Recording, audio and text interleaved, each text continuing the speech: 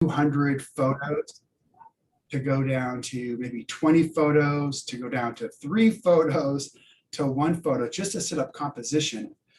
He'll spend 900 up to 900 hours doing a work.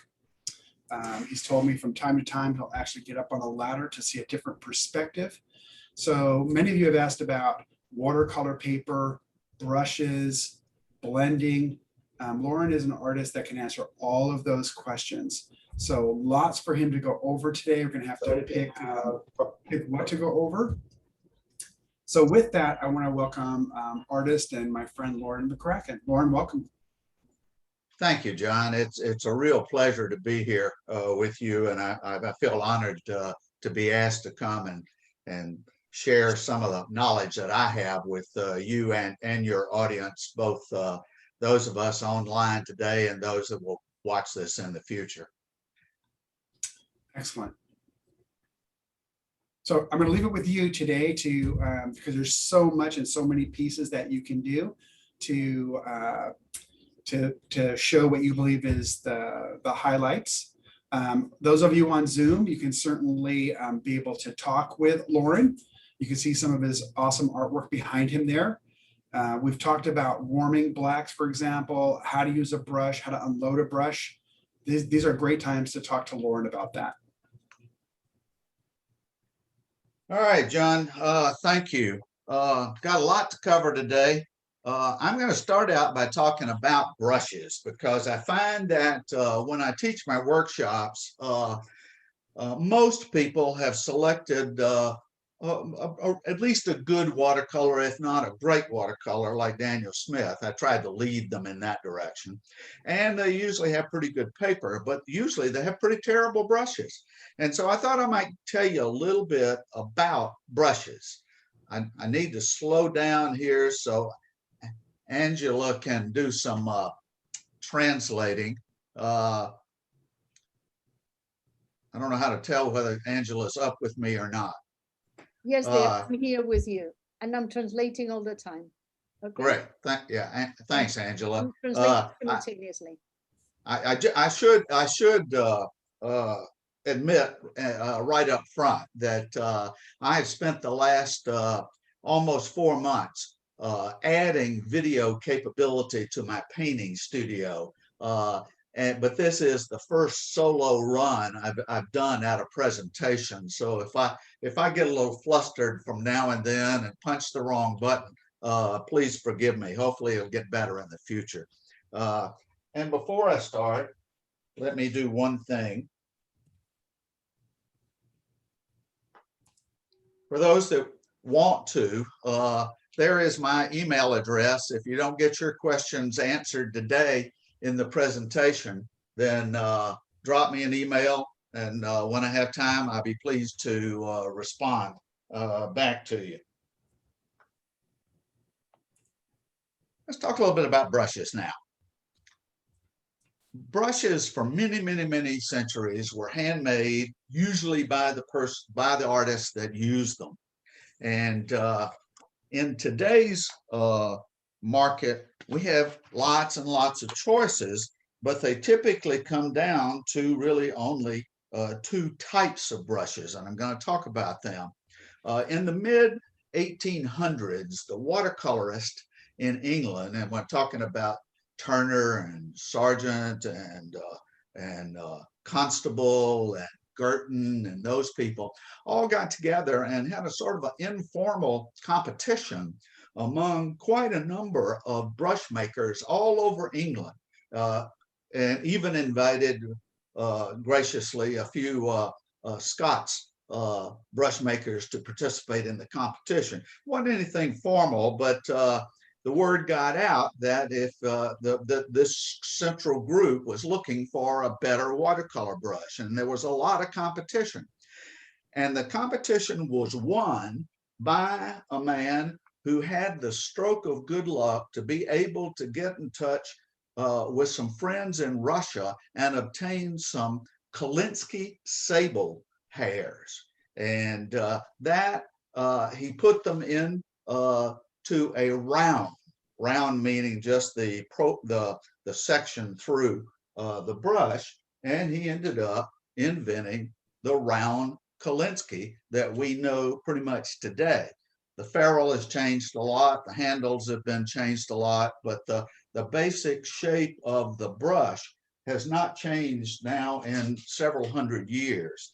Now, let me show you why that became really important, and particularly when our modern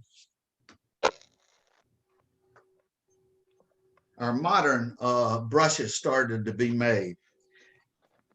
Today, we have a lot of brushes that are made with synthetic fibers, and the synthetic fiber is just an extruded piece of nylon.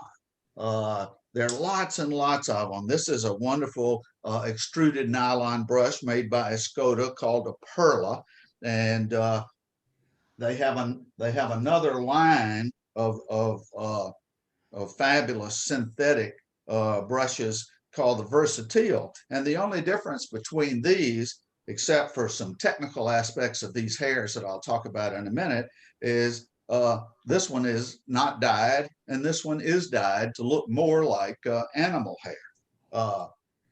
The good news is that they can make a very, very, very sharp point. The bad news is that they don't hold a lot of paper, a lot of paint, because they have a good bit smaller belly than the Kolinsky brushes. Why are the Kolinsky brushes the preferred brush? Primarily because, number one, the Kolinsky weasel hair, and this really only comes from Upper Siberia, where it's really, really, really cold. They're very, very long. They're tapered to almost a point that disappears, and they're naturally curved, so that when you put them all together, you end up with a brush that can have an incredibly sharp point, and it has a big belly, and that means it can hold a lot of paint. The other thing to remember about the difference between a synthetic brush and any kind of a hair brush, but particularly the Kolinsky weasel, is that the synthetic fibers, being just extruded nylon, are very, very, very smooth. So when you touch your brush to the paper and you put a little pressure on it, all that water that's in that small belly comes rushing out, and it takes quite a bit of practice to be able to control the flow of the paint out of the synthetic brush, and every now and then it's going to rush out whether you want to or not. But because of the natural curve and the big belly, plus the natural hair has a natural texture to it that slows the flow of the liquid in the brush, so it makes it so much easier to control the paint that's flowing out of a hairbrush, like a squirrel even, but particularly a Kolinsky. You have so much more control of how much paint comes out when, and because it has this really, really fine tip as a natural product of the growth of the hair, you get these incredible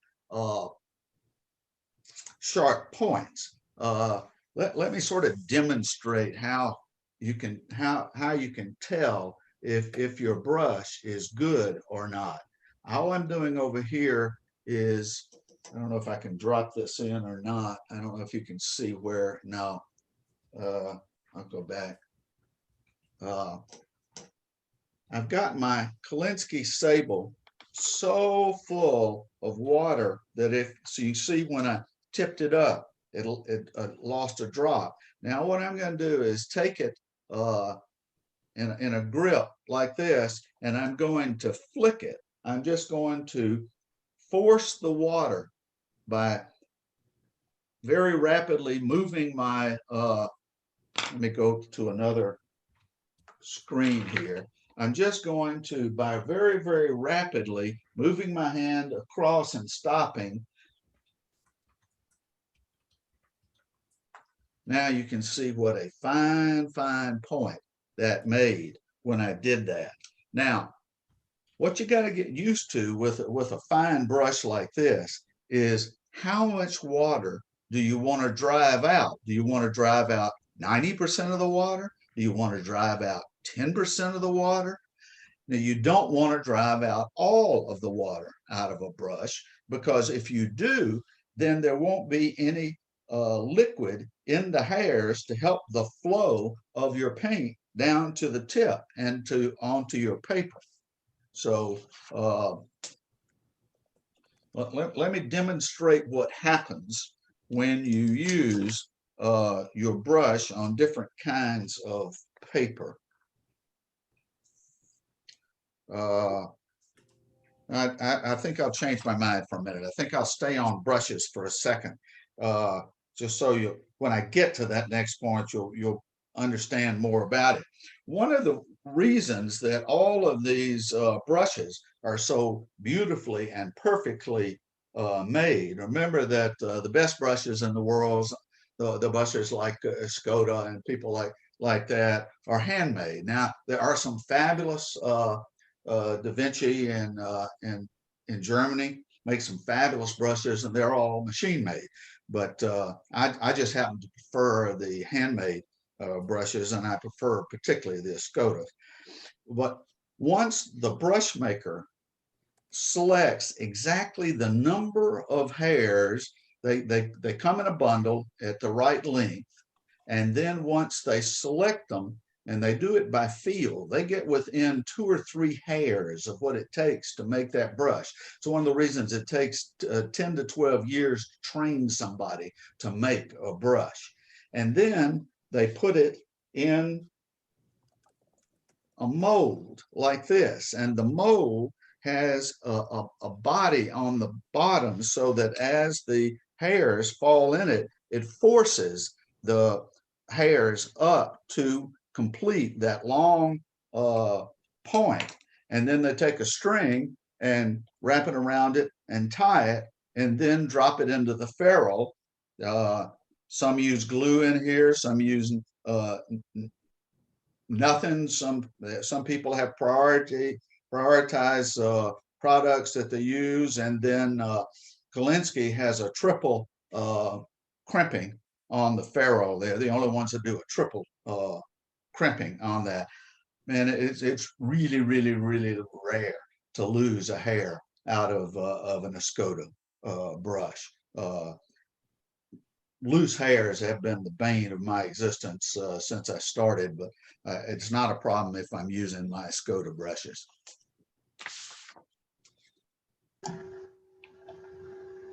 Does anybody have any questions out there that I can answer at this point? No. All right. What I'd like to talk to you now is my really pet peeve about painting. What I see most often in my students when I do a workshop. You have your palette all filled up here, and you've got just the right amount of paint in each of the wells. And then you come in the morning and you dip your brush in your water, and then you get the paint in your brush, and you start to paint, and all of a sudden you're thinking, oh my goodness, that paint is so light, and you don't understand what's happening. It gets darker during the day, but that's not what you want. You want a full strength loaded brush to start your day. I'm going to use this block of Fabriano Artistico. This is 140 pound, just to do this demonstration on. What I'm doing here is this is what happens on most days. People come in, they wet their palette, wet their brush, and they don't know about pointing it. So they just come over and they get a little paint off the top of their paint, and then they start to paint. And what happens? All that water that was up in that brush just runs out. And why is that? First, two things. Number one, they haven't woken up their paint. The paint needs to be in a liquid. Now, when you let it sit overnight, it doesn't change the structure of the painting, but it changes the properties by which it responds to water. So what you need to do is when you come in the morning, first thing you do is you take some kind of a dropper or a squeeze bottle. I use these see if I can get this in the picture. I use these little squeeze bottles to move water around because I can get one drop or a little bitty drop, or I can get a lot of water depending on what I need just by squeezing the bottle properly. This is called a batiking tool, B-A-T-I-K. It's for putting on resist for making designs in fabric. But I use it to wake up my paints. And obviously what I did here is I didn't wake up the paint. But early this morning, when I got out of bed, I came in here and I used my water to wake up, do an initial wake up of my paint. Now, here is a really, really, really important tip. If you're not going to remember anything else today, I want you to remember one thing. It's the second law of thermodynamics. Got that? I'm sure you remember all that from physics and chemistry. You don't? Well, let me refresh you. The second law of thermodynamics says that objects tend to go into a solution, the warmer the solution. And so what I do when I fill my water jars, I fill them with warm water, and that wakes up the paint faster. And then I come back later and I put more warm water in here so that when I go to my well to get my paint, I'm not just getting softening and wetting paint that's on the top of a dried blob. I'm filling the belly of the brush. So when I go to my paper, I've got as rich a paint as you can want. And then depends on obviously what tone you want as to how much water you use in there. I'd also like to point while I have here is how fine this end of this brush stays. So you can make relatively thin lines even with this is a number 10 brush, because if you buy a really, really good brush, it'll point that way. I used to buy a lot of little bitty brushes. In fact, Ricard Escoda came to me one day and he said, Laurin, he said, you're ordering a lot of triple O's and double O's. And I said, yes. And he says, I think that's good, but do you realize that our number 4s and our number 6s have the same fine point as our double O's and triple O's? And so it means you don't have to go back and mix your paint and dip your brush. You can paint. Let me go back to this camera so you can tell. You could paint a really, really, really, really long line with a number 4 and get the same fine line that you had with a double O. But with a double O, you'd have to stop and dip and stop and dip, and so your line wouldn't end up being uniform and continuous. So all of that comes back to using, strangely enough, warm water in mixing all of your paints.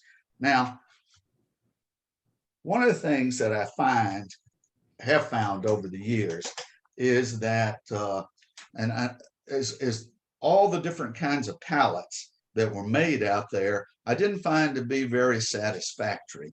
Let me go back to my my palette shot. Your palette, this is a John Pike palette, and I love it, but your John Pike palette is made primarily for storing amounts of paints and using very, very small amounts of paints. Now, when I'm doing my paintings like the one behind me of Faulkner's typewriter, it's going to take me 120, 140 hours to do that painting. So I know there's certain colors that I'm going to be using over and over and over again, and there's certain mixes of colors. And so I couldn't find a palette that worked for me. Most of the palettes that were for sale out there, the wells weren't big enough, either deep enough or big enough. So I just invented a palette that had bigger wells, deeper wells. And so if I'm going to be painting leaves for the next 3 days, I'll mix up 6 different shades of my green, and then just wake them up every day, putting warm water in them, and then adjusting them as I need to by adding other small amounts of the pigment into it. Cheap Joe sells these. They're really, really cheap. I'm not asking you to buy it, but I'm just telling you, be smart about the equipment you use, because the equipment you use can make your painting either more enjoyable or more hectic, depending on how you do. Yes. There's a question, and it's with a pan palette when traveling, do you typically wake up the paint completely? Won't it be hard to keep wells from sloshing around in the pans when you pack up and leave? Oh, sure. Yeah, let me be real sure. I'm a studio painter. I'm not a plein air guy. When you're painting in plein air, it's a whole nother thing. But I would also, having watched some of the best plein air painters in the world paint, while I'm standing there in awe, is that they're not mixing huge amounts of paint at any one time. So, and they're outdoors where it is typically warmer. We have some friends of Stanislaus and people like that paint out on frozen lakes, but they use alcohol and not water. So no, I'm speaking primarily to the studio painters out there. Thank you.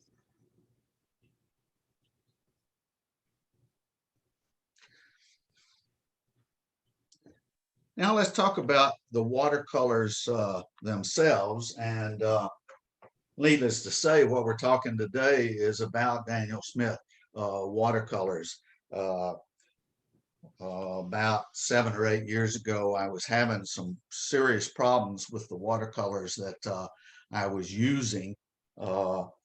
Fabulous brand for 350 years, but the consistency of their paint and the quality was really going downhill. So I went out on a search for a better paint, and I was lucky enough to discover Daniel Smith. And not only soon after starting to use the Daniel Smith paints and liking them, I had the pleasure of meeting John Cogley and Catherine Taylor, and realized the commitment that John and the Daniel Smith Paint Company put into their product. And the thing that impressed me the most, and still impresses me today, is the consistency of that quality, so that tube after tube after tube, you're going to know, you're going to get that phthalo blue red shade, and tube after tube, this year to next year, 5 years from now, it's going to be the same color coming out of that tube. So for those of you watching, obviously I don't have to do any commercials here, but let me talk a little bit about just some bits and things that I like to think about when I get my paints together. I put down this array so you can see I have just a very few in terms of the numbers of colors that say Daniel Smith makes. I typically only have about 12 colors right in here that I'm constantly using out there. They're sort of the basis of your Oswalt color wheel out there. They're your, it runs from warm yellows and reds over to the blues and purples. And then typically down at this end of the palette, I have my earth tones and my specialty colors that I'm using on whatever the painting is of that day. I'll run down them for you. I bet if you ask John, he can send you a dot card that has these colors on them.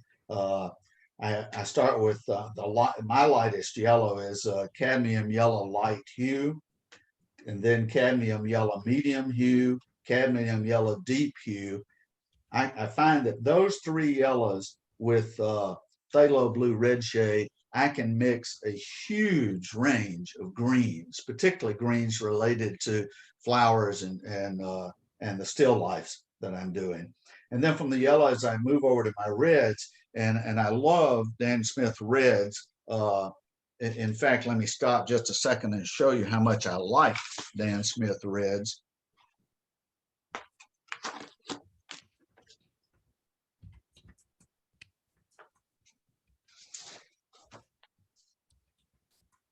I think John would agree with me. You have a lot of tests that and diagrams that John can provide you. And in fact, one of my most useful tools, and I keep it near me all the time, is the Dan Smith color chart. I can never remember exactly how transparent something is, or semi-transparent, or opaque, and everything.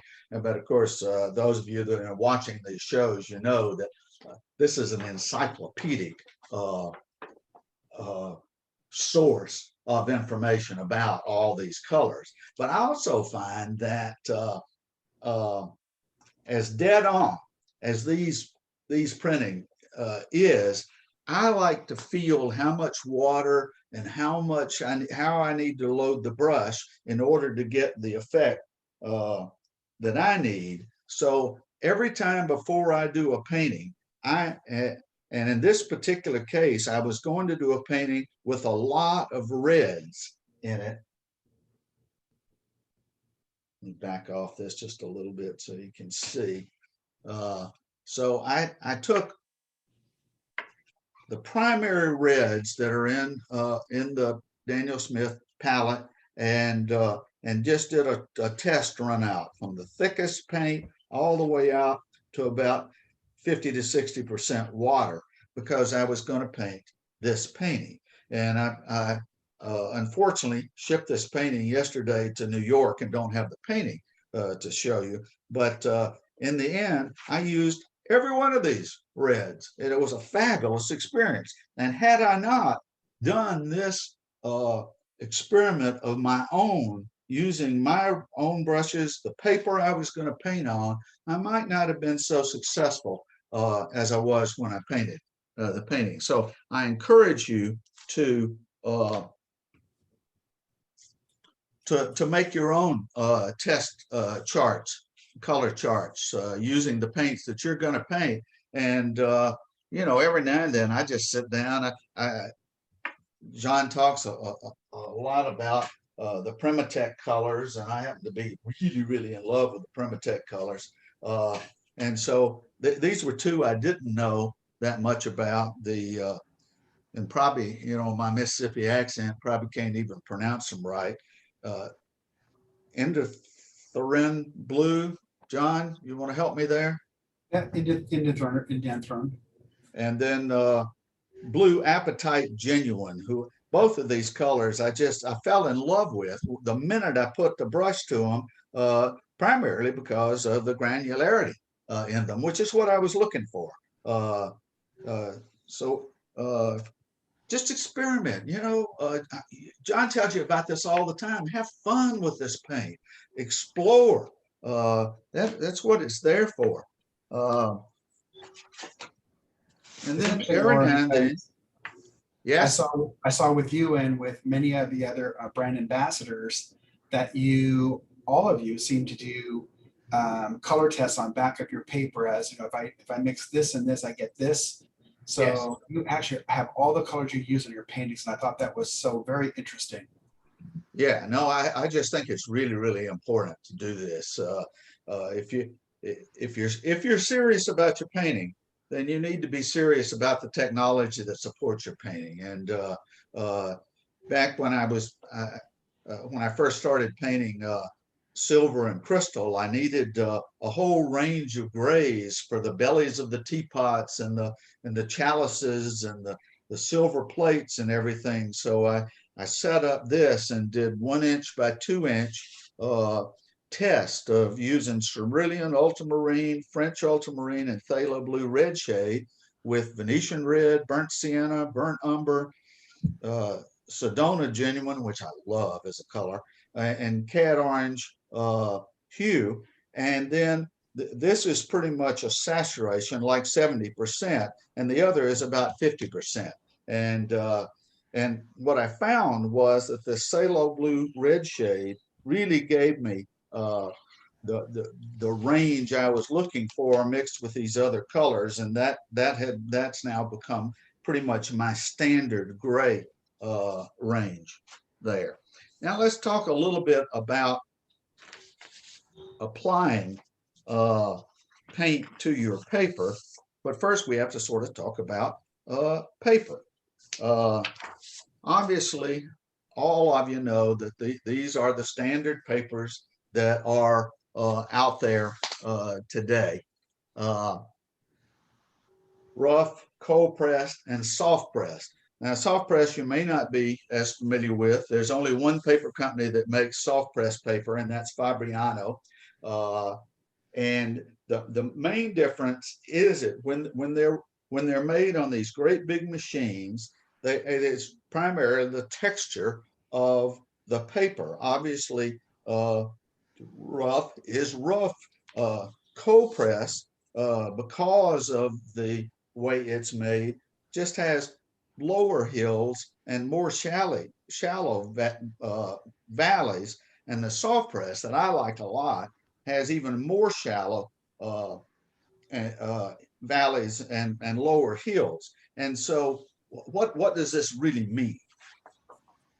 So it means that when you're taking your brush and you're painting on rough paper, and it's easier to just hit the tops of those hills and avoid those valleys. Now, my friends that paint in plein air a lot love this because they can take a stiff synthetic brush, load it to the gills, and very rapidly drag it across their paper, and it leaves all these little white spaces in the paper, which is great for water or leaves or lots of other textures in the sides of buildings and all that sort of thing.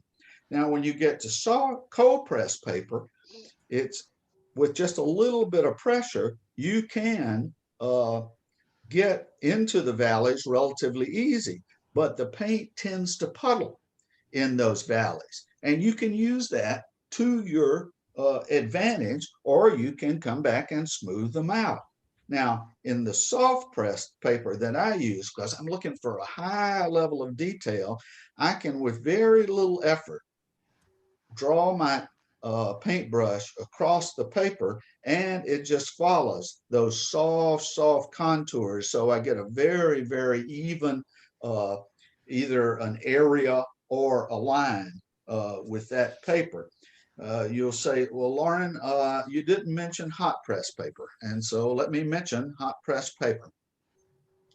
Hot press paper is very much like cold press paper, except that before it is dried, it is run through two huge platens. These weigh tons and tons, and inside them is hot water or steam. So that's why it's called hot press. And so what happens, that takes all those fibers of the paper, remember that Fabriano paper is made up of 100% cotton fiber, and it squishes them down, takes all that excess water down out of it, makes it a very, very solid mass, and also produces an incredibly smooth surface. Hot press paper was primarily introduced and is made for the illustration industry. It takes gouache and tempera and things like that really, really well. I know there are a lot of you that have used hot press successfully in watercolor and do some really interesting things with it, but it really wasn't invented to be a watercolor paper. But I applaud the fabulous work that's being done on hot press paper by my friends that are out there painting in watercolor. Any questions about that from anybody out there?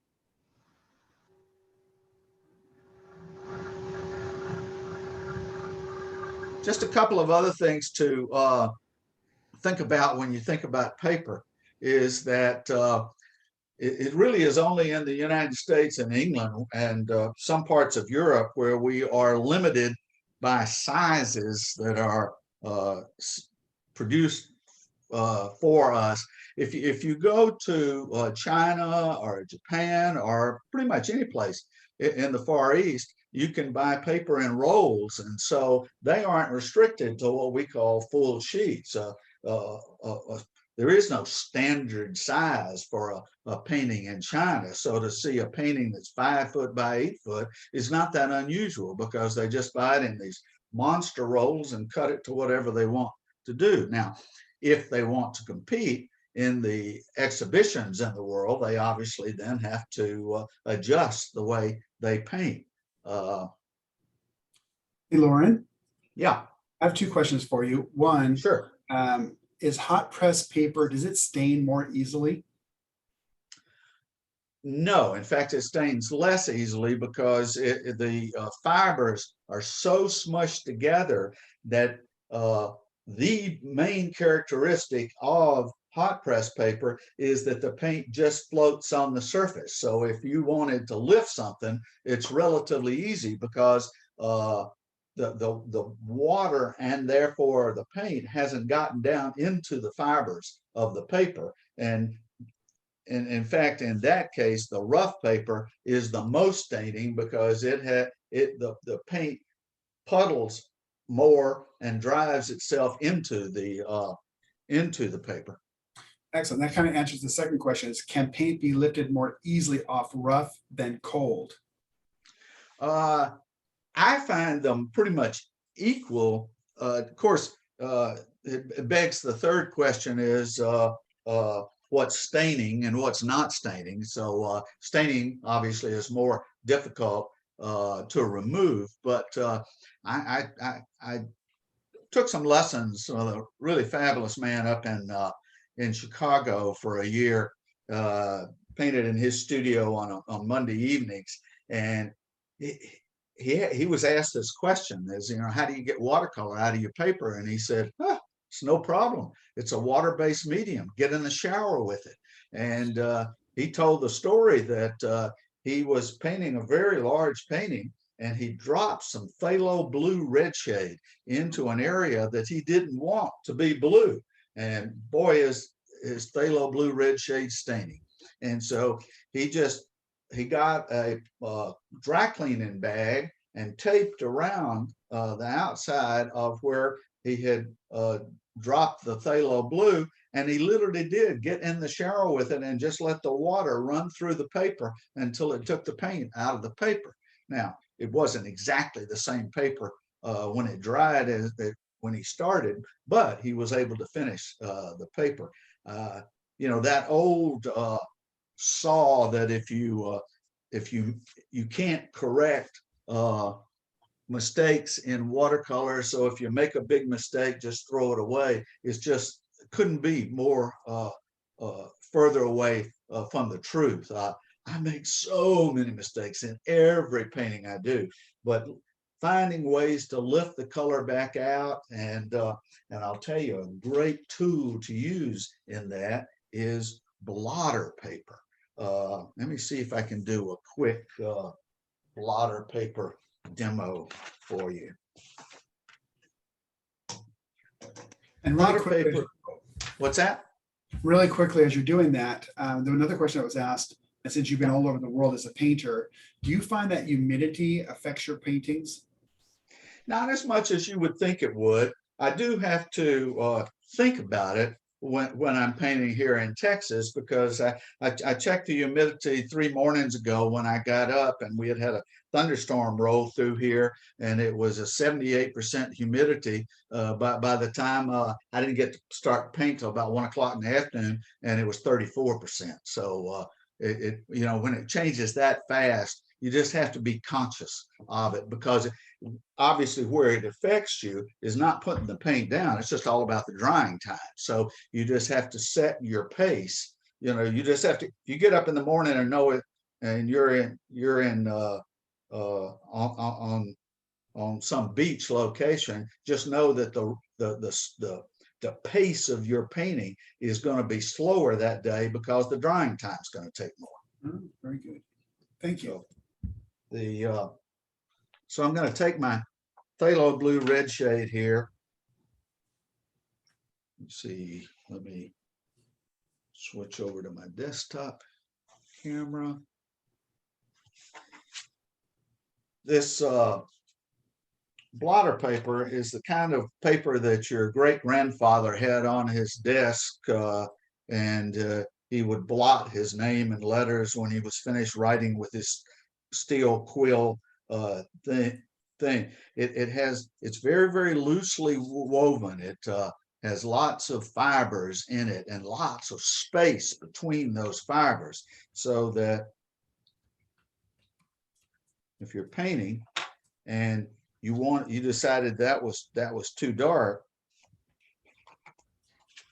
you can pick it up, and if you want to use a straight line across it, you can even make lines with the blotter paper. A great tool. Comes about 13 inches by 18 inches. I cut them into this 2-inch by 3-inch pieces. One package of this can last me a couple of years when I just use them in these small pieces, and lots of textures you can make with it. Very, very handy too.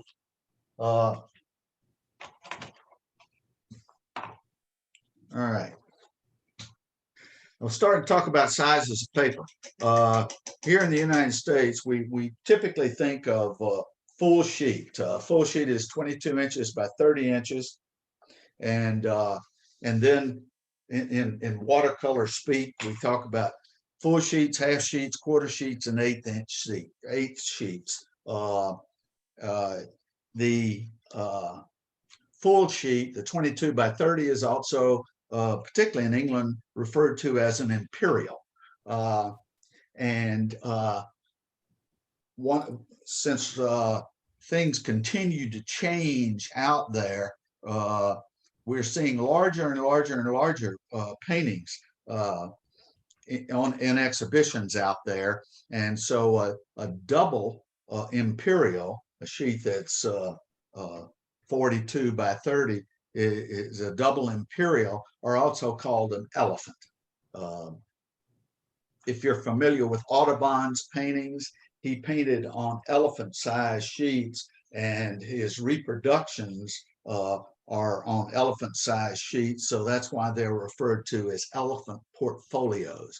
If somebody talks about the fact they own a Audubon elephant portfolio, they own a very, very wealthy piece of art.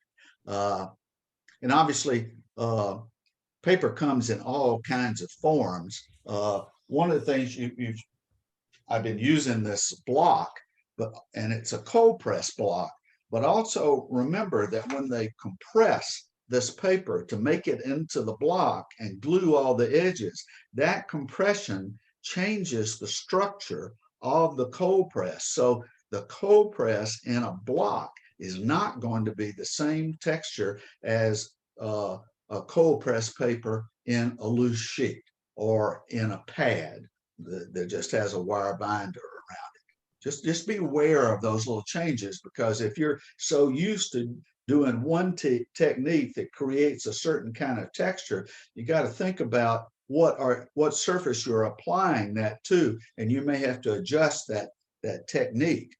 And obviously, paper comes in lots of weights. The standards are 90 pound, 140 pound, and 300 pound.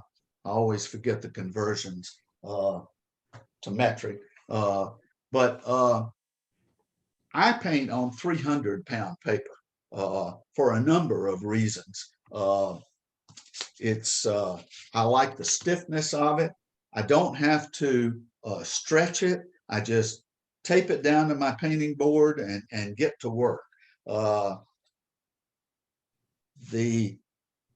One of the psychological reasons that I like this 300 pound paper is that it has a real consistency to it.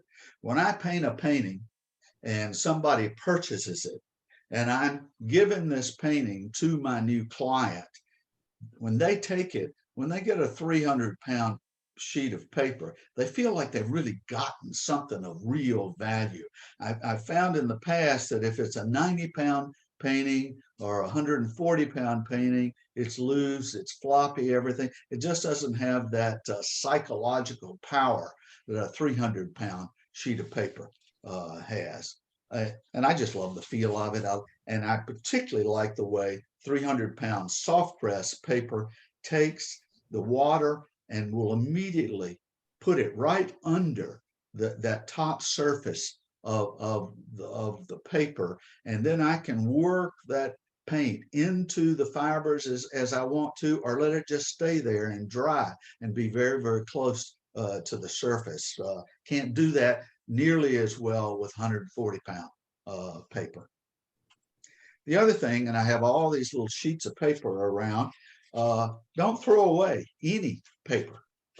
These are, if you know, not every painting I do is a full sheet. A lot of paintings are, 18 inches by 20 inches or something like that. And so there's some waste at the end. I just save that waste and I cut it up into small pieces, and I keep a stack near where I'm painting, and I use that to test my colors as I'm painting.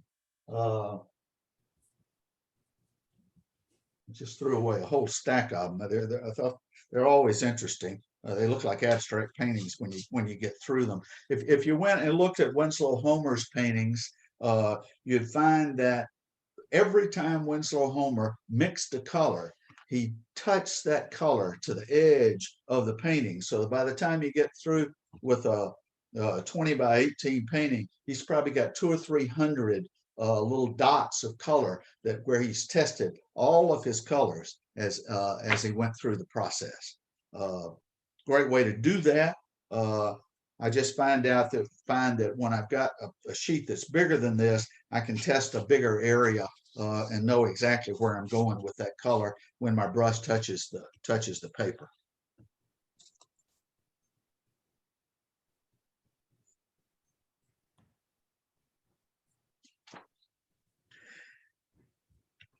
If I may, I'd like to talk for a minute about a fabulous color that Daniel Smith has just introduced into the market called McCracken Black. And I'm so proud of this color. And I have a number of people asking me, what makes McCracken Black different than any other black out there? John makes some great blacks out there. Lamp black is opaque, it's cool. Ivory black is warm and semi-transparent. Lunar black, that I love, is sort of the king of granular paints. If you want to make a non-granular paint granular, mix it with a little bit of lunar black, and you're going to be amazed what that will do for you. But John came to me and he said he'd heard that I was mixing my own blacks, and I said, and I told him why, and he said, then why why don't we try to make a black that meets your specification? I said, fabulous. So we worked together about a year. His scientists are just so smart and such wonderful people. They would send me things to test. I'd test them, and then I'd make a suggestions, and they would tweak it, and we'd do it again. That was a lot of fun. But let me tell you why I wanted this particular black, and it has to do with the still lifes that I paint, particularly the silver, crystal, and glass, because silver, crystal, and glass are really mostly made up of a black to really light gray, with then some other colors introduced by reflections and refractions of glass and things like that. But I wanted a color that was slightly warm. One of the problems I had with most of the blacks that were out there is that when you thinned them way out, they became very blue or very purple. And John could explain to you why that is so. And then I wanted a black that was transparent. Now that sounds contradictory, but it's not. One of the things that we love about watercolor is that you get to see the painting twice. Now, let me explain. When the light gets to the paint and comes back to your retina, the first thing you see is the reflection off the surface of the paint. But the great thing about transparent watercolor is that the paint goes, the light goes through all the layers of paint that you've built up and hits the paper, and then bounces back and picks up all those colors. So it happens so fast, your eye can't read that. It just reads the luminosity that happens from that secondary reflection there. Obviously, if you're just painting with cad yellow medium, you're not going to get that. So that's one of the things I love, building up layers. And what I found was, particularly when I finished one of my paintings, like the one behind me that has a black background to it, I did an undercoat to it. And the reason I started doing an undercoat is because I don't care how fabulous your paper is, every now and then it's going to have a few very small flaws in it. And you're going to have a little white speck.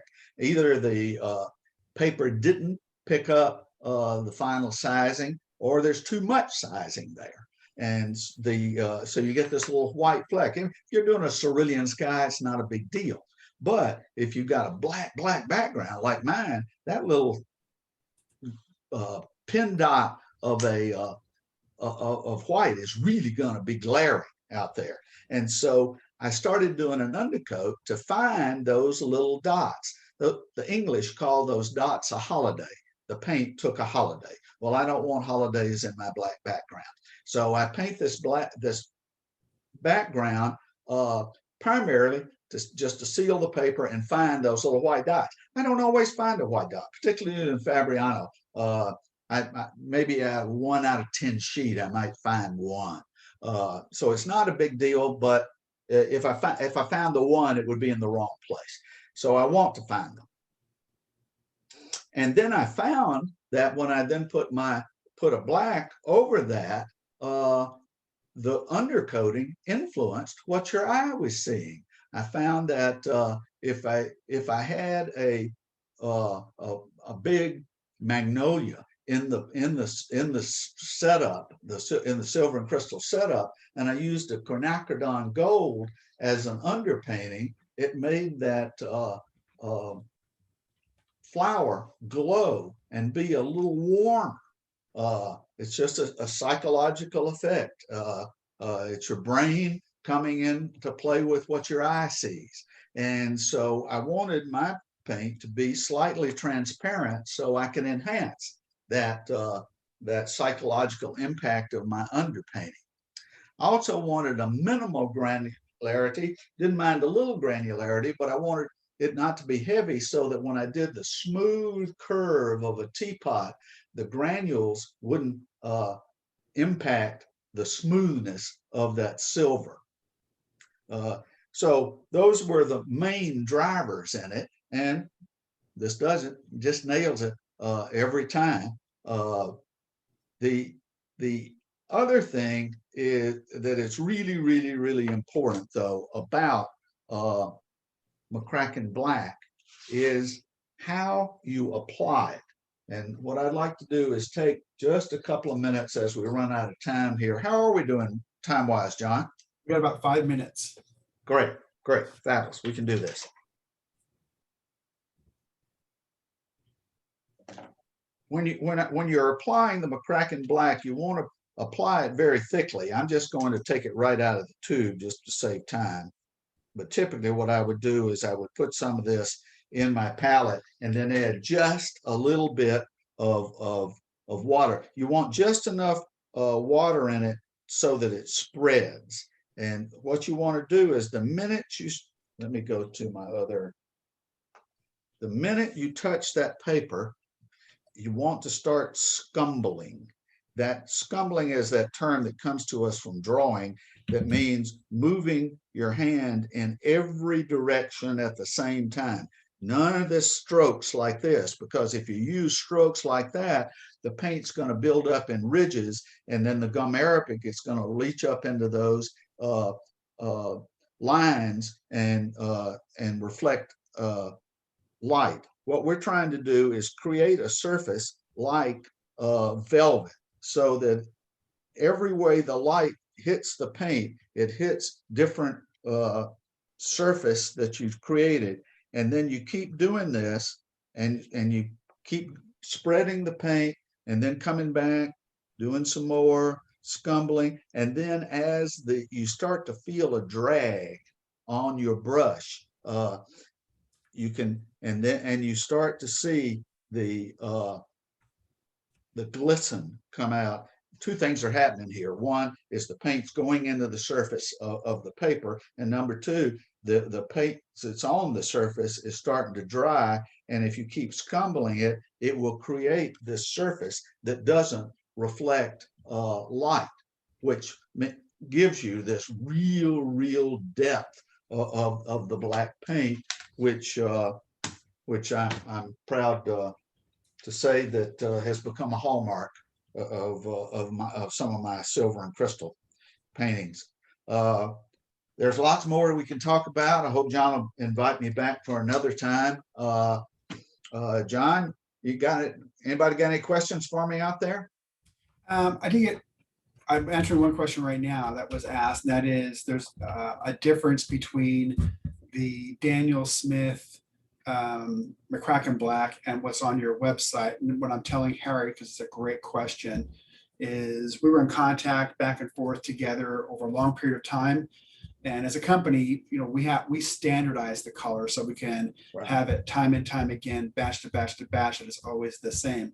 When Laurin gives his insights as an artist, it's so that you can get close and then play with the color. As a company, ours is always to make sure it's a standardized color, so it's always the same time and time again. So Harry, thank you. That was a great question. I got lots of yes. John, could we also say that that it took me like 12 or 14 colors to make it, and you guys were able to simplify it down, so therefore it made it to the point where you could manufacture it and sell it at within the price point of your normal product line, which I applaud. Otherwise, we wouldn't have it out on the market. Yeah, it came down to 7, which for us was just an enormous amount of colors, and just shows really how complex it was. And Ron and I thought it was really fantastic that we could work with you and get a color that, because I see the black behind you. It's such a beautiful black. And I think if people can listen to your prior in the artist studio and learn about those holidays you're talking about, and just the complexity that you go through, it's wonderful, Laurin. It's wonderful to hear. Well, I Thank hope people will think about what we talked about today, and if they have questions, again, Laurin Mac, LAURINMC at AOL.com. I'll be happy to respond. I think they will. There's just lots of questions we're unable to get to. And you're, as many people said, you're a wealth of knowledge. So I want to thank all of you, all of the viewers for watching today. Thank you so much. I really enjoy your company. Laurin, I would really want to give you high appreciation for joining and sharing your decades of wisdom. You make it look so easy, and it's anything but that. So thank you so very much. My And pleasure. with that, I Thank wish you all health and look forward to seeing you next time. And I absolutely will invite you back. Of course I will. Bye-bye, everybody. Thanks for joining. Bye-bye.